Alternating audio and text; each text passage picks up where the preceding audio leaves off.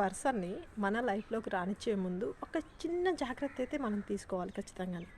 అదేంటంటారా?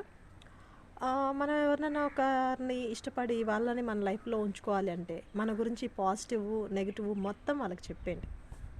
చెప్పిన తర్వాత పాజిటివ్‌ని మాత్రమే తీసుకోగలిగి, నెగెటివ్‌ని తీసుకోలేకపోతే ప్లీజ్ అలాంటి వాళ్ళని మన లైఫ్‌లోకి రానివ్వద్దు. ఎందుకంటే నెగెటివ్‌ని తీసుకోలేని వాళ్ళు రేపు నాటికి ఏదైనా జరిగితే మనని నెగెటివ్‌గానే చూస్తారు. పాజిటివ్‌గా అస్సలు చూడరు. సో, ఇంకా పాజిటివ్‌ని, నెగెటివ్‌ని తీసుకొని మనం ఎలా ఉన్నా సరే, మనం వాళ్ళకి కావాలి అనుకునే వాళ్ళు ఉంటారు చూసారు? అలాంటి వాళ్ళతోటి లైఫ్ చాలా అంటే చాలా బ్యూటిఫుల్‌గా ఉంటుంది.